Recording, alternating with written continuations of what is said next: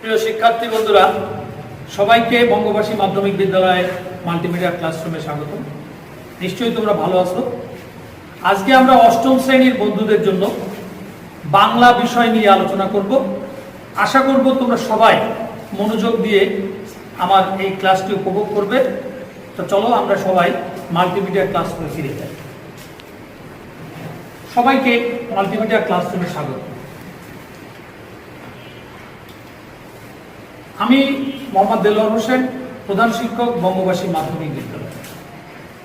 আজকে আমরা অষ্টম শ্রেণীর বাংলা প্রথম পত্র বিষয় নিয়ে আলোচনা করি। আমরা এখানে 4টি ছবি দেখছি। তোমাদের বলতে হবে যে এই ছবিতে আমরা কি দেখছি। আমরা দেখছি একজন ডাক্তার, চক্ষু ডাক্তার, সে টর্চ লাইট দিয়ে চক্ষু পরীক্ষা করছে। আমরা দেখতে পাচ্ছি সেই মহিয়সী নারী মাদার তেরেসা একজন পীড়িতকে খাবার তুলে দিচ্ছে। একজন পথচারী এক ভিক্ষুককে পানি পান করাচ্ছে। একজন নার্স একজন শিশু বাচ্চা সহ তার মাকে সেবা করছে। এই যে বিষয়গুলো, ছবিগুলো আমরা দেখছি, এই ছবিগুলো দেখে আমরা কি বুঝতে পারছি, অর্থাৎ এই ছবিগুলো কিসের ইঙ্গিত করছে? তোমরা একটু চিন্তা করলেই বুঝতে পারবে যে এই ছবিগুলি মানব সেবার কথা বলছে। মানব সেবার যে মূল ধর্ম, সেটি আমাদেরকে মনে করিয়ে দিচ্ছে যে একজন মানুষ হিসেবে মানব ধর্মটাই যে শ্রেয়, সেই বিষয় মনে করিয়ে দিচ্ছে। তো আজকে যে বিষয়টি নিয়ে আলোচনা করব সেটি হচ্ছে মানব ধর্ম। এটি লিখেছেন লালন শাহ। আমরা সবাই তাকে চিনি, একজন সঙ্গীত জগতে যার বিশাল নাম কুষ্টিয়া জেলায়। সেই লালন শাহ, আমরা লালন গীতি সবাই পছন্দ করি, সেই লালন শাহের যে লেখা, সেখান থেকে আমরা আজকে আলোচনা করব। এই পাঠটি আলোচনা করলে এই পাঠ শেষে শিক্ষার্থীরা, অর্থাৎ তোমরা কি করতে পারবে, এই শিখন ফলটা নিয়ে আমরা আলোচনা করি।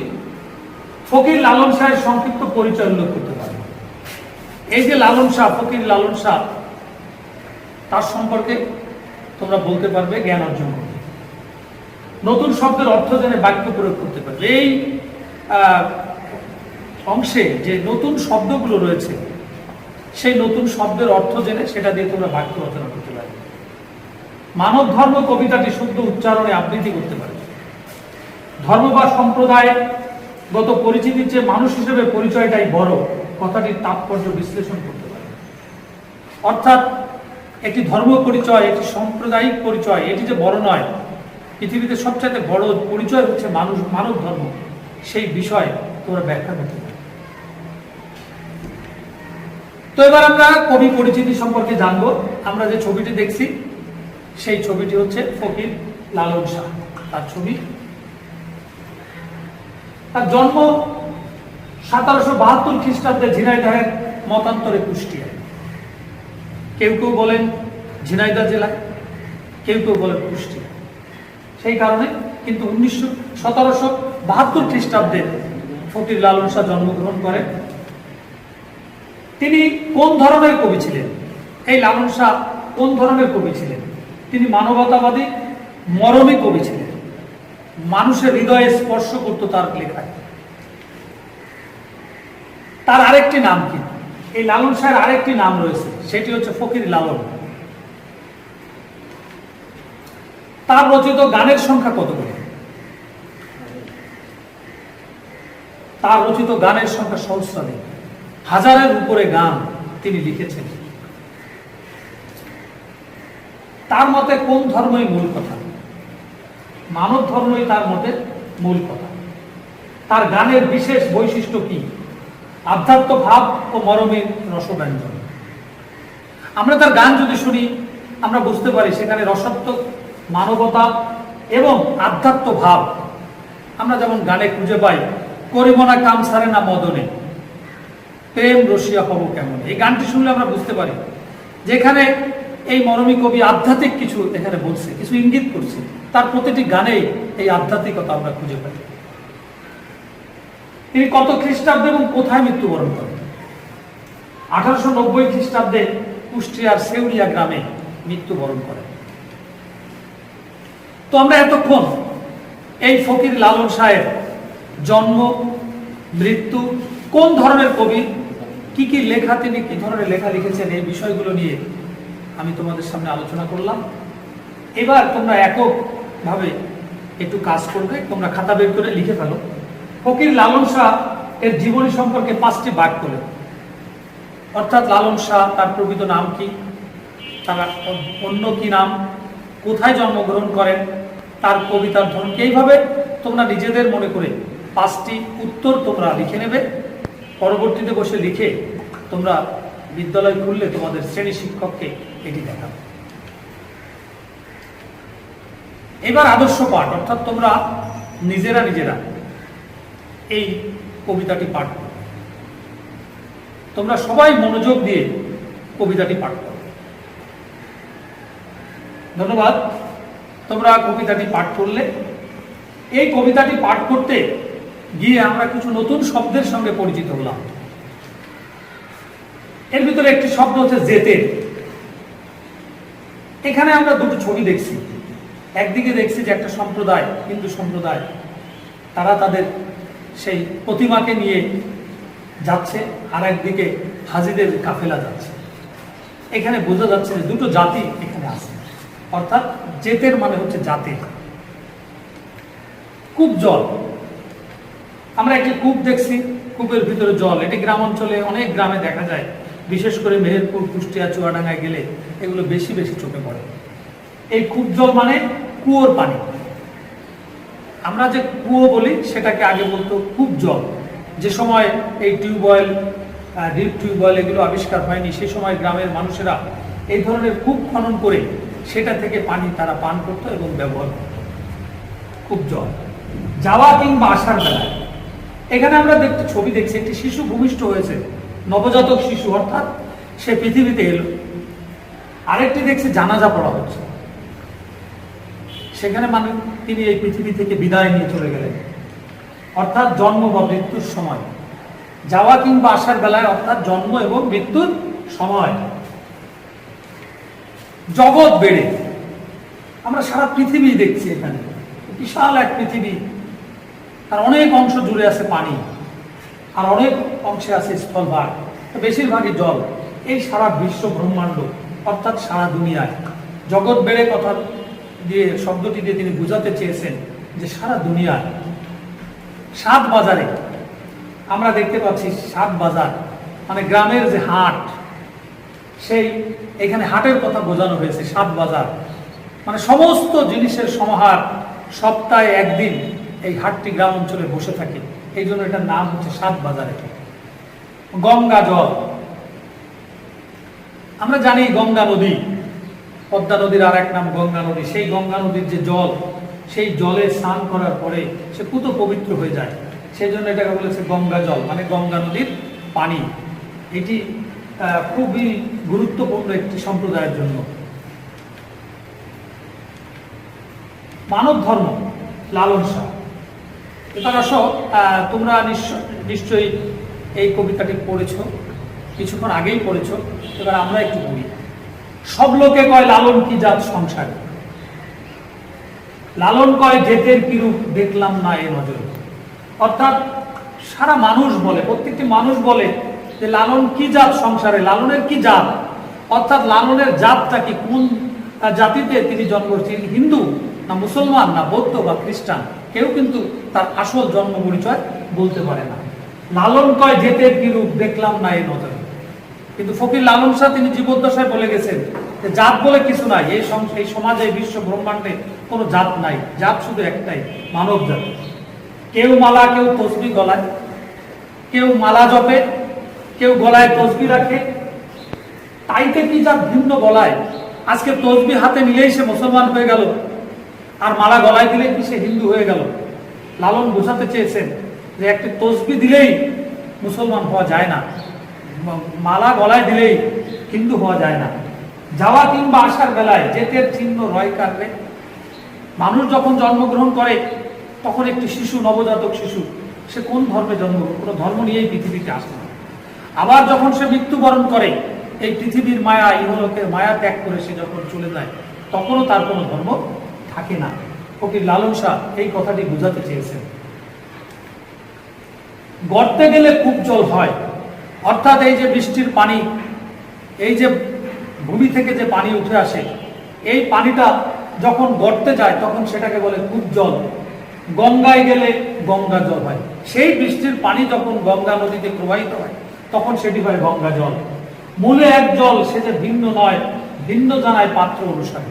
অর্থাৎ সেই জলটি যে ভিন্ন নয়, যে যে পাত্রে যায় সেই পাত্রের আকারই সে ধারণ করে। ওই জলটি যখন বালতিতে নেওয়া হয় তখন বলে বালতির জল।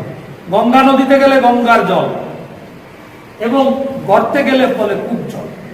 জগৎ বেড়ে যেতের কথা, লোকে গৌরব করে যথাতথা। অর্থাৎ সারা পৃথিবীর মানুষ সে তার জাতি নিয়ে প্রশংসা করে, যেটি আসলেই কাম্য নয় যে আমি অমুক জাতি আর একটা জাতিকে ছোট করে দেখে। লালন সে জেতের ফাতা বিকিয়েছে সাত বাজারে। ফকির লালন শাহ বলছে যে ওই জাত বলে কিছু নাই, ওটি সাত বাজার, ওটা হাটে। যখন হাটে যায়, হাটে কেউ দেখে না যে যে মালটি, যে পণ্যটি বিক্রি করছে, তৈরি করছে, সেটি কোন জাতের। অর্থাৎ যে মাছ বিক্রি করছে সে কি হিন্দু জাতের না মুসলমান জাতের, এটা কিন্তু কেউ তখন দেখে না। একজন মিষ্টি তৈরি করছে, সে হিন্দু না মুসলমান কেউ দেখে না। এই কথা লালন বোঝাতে চেয়েছেন। তো এখানে কোনো জাতিগত ভেদাভেদ সে খুঁজে পায়নি। আমরা দেখছি একটা শিশু যখন পৃথিবীতে আসে, নবজাতক শিশু, এই যে আমরা দেখছি একটি শিশু, সদ্য প্রসূত একটি শিশু, ভূমিষ্ঠ হলো, এই মাত্র পৃথিবীর আলো দেখছে, ডাক্তার কেচি দিয়ে তার নাভিটি কাটার চেষ্টা করছে। এই শিশুটি এই যখন বড় হয়, মুসলমানের নামাজ পড়ে, তখন আমরা তাকে বলি মুসলমান। এই শিশুটি যখন বড় হয়ে পূজা করে, তখন আমরা তাকে বলি হিন্দু সম্প্রদায়। সেই একই শিশু বড় হয়ে যখন তাদের প্রার্থনা করে, আমরা তাদেরকে বলছি বুদ্ধ। আমরা যখন সে গির্জায় যায়, তখন তাকে বলছি ফাদারের সামনে সে হচ্ছে খ্রিস্টান। কিন্তু আমরা যখন মেলান, আমরা দেখছি যে সেই বৈশাখী মেলায় যখন তারা গান করছে সবাই একসাথে, হিন্দু, বৌদ্ধ, খ্রিস্টান, আমাদের সংস্কৃতি, এই সংস্কৃতিটা উপভোগ করছে সবাই মিলে একসাথে। জাতিভেদে মানুষে মানুষে প্রভেদ সৃষ্টি করলেও জন্মগতভাবে সকলেই এক জাতির মানুষ। এখানে আমরা দেখছি হিন্দু, মুসলমান, খ্রিস্টান, বৌদ্ধ, যে জাতি হোক, কিন্তু সবাই কিন্তু ওই মানব শিশু থেকে বড় হয়ে বিভিন্ন রূপে চলে গিয়েছে। অর্থাৎ সকলেই, লালন এখানে বোঝাতে চেয়েছেন যে তারা সকলেই এক জাতি, মানুষ জাতি, প্রত্যেকেই মানুষ, তাদের এছাড়া ভিন্ন কোনো পরিচয় নেই। আবার আমরা দেখছি যে এই যে যখন সে মৃত্যুবরণ করলো, সেই মানুষটি মুসলমান হলে তাকে দাফন করা হলো কবরে। আবার এই মানুষটি যদি হিন্দু হয়, তাকে কি করা হচ্ছে? পুড়িয়ে ফেলা হচ্ছে, শ্মশানে নিয়ে তাকে জ্বালানো হচ্ছে। আবার এই মানুষটি যদি খ্রিস্টান হয়, তাকে নিয়ে আবার বাক্সে ভরে কবরস্থ করা হচ্ছে। যদি সে বৌদ্ধ হয়, সেখানেও তাদের প্যাগোডায় নিয়ে তাদের কবর দেওয়া হচ্ছে। মানুষ একই, মরার পরে তাকে আবার ভিন্ন ভিন্ন ভাবে সমাধিস্থ করা হচ্ছে। ধর্ম, জাতিভেদে মানুষে মানুষে পার্থক্য থাকলেও মৃত্যু হলে হয় সকলেরই একইভাবে। অর্থাৎ যে পার্থক্যই থাকুক না কেন, প্রতিটি মানুষের ভিতরে যত প্রকার পার্থক্যই থাকুক, তার যেভাবে জন্ম হয়েছিল মৃত্যুটা ঠিক একইভাবে হয়। অর্থাৎ মৃত্যুর সময় সেই মানুষ একইভাবে শেষ নিঃশ্বাস ত্যাগ করে। তো এবার আমরা জোড়ায় একটি কাজ করি, তোমরা লিখে নাও, মানুষ জাতির 3টি ধর্মের নাম লেখো। এখানে আমরা 4টি ধর্মের নাম বলেছি, তোমরা সেই মানুষ জাতির 3টি ধর্মের নাম লেখো এবং প্রত্যেক ধর্মীয় সমাধি স্থানের নাম লেখো। এই 3টি মানুষ, তোমরা যে 3টি মানুষ জাতির নাম বলবে, সেই 3টি জাতকে মৃত্যুর পরে যে দাফন করা হয়, সমাধিস্থ করা হয়, তখন সেটাকে কি বলা হয়, এটি তোমরা খাতায় লিখে স্কুল খোলার পরে তোমাদের শিক্ষককে দেখাবে। সবাই তো লিখে নিয়েছো, ধন্যবাদ।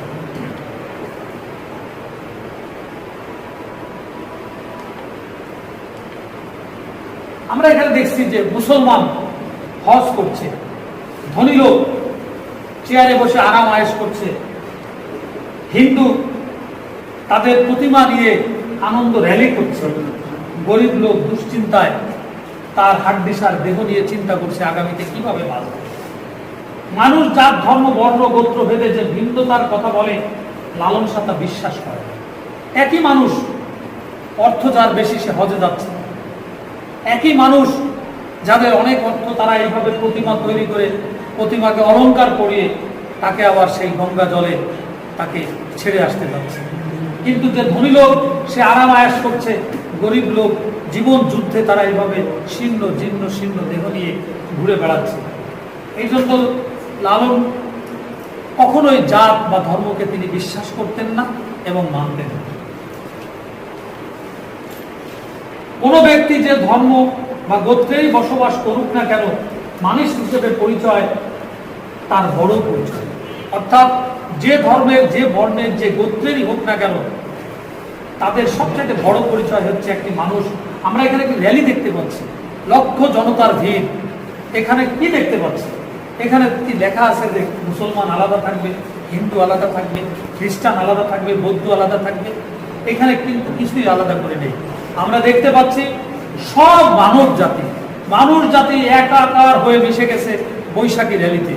এই বৈশাখ পরিচয় করিয়ে দিচ্ছে যে তারা মানুষ জাতি এবং তারা বাঙালি।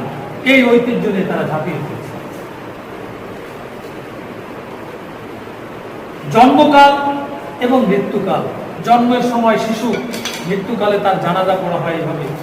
তসবি বা জপমালা ধারণ, এই মানুষই এক সময় বড় হয়ে তসবি জপে, আবার সেই মানুষই বড় হয়ে মালা দিয়ে তারা তাদের ধ্যান করতে থাকে।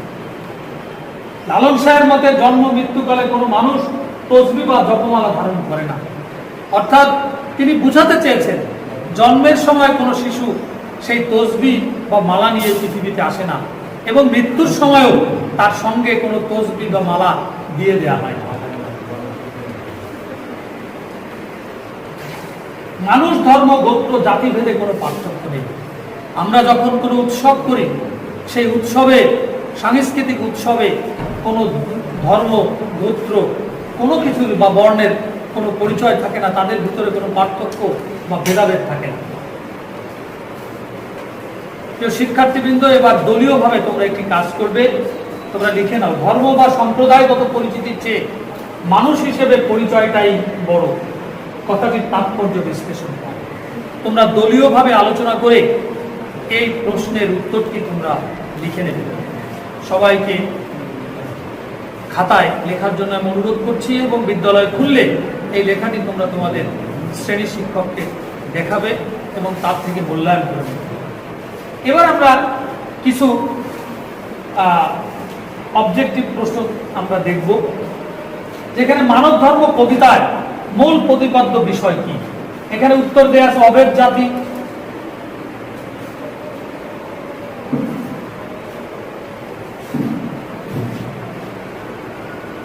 গোত্রের ভেদ, বংশের গৌরব, ধর্মের ভিন্নতা।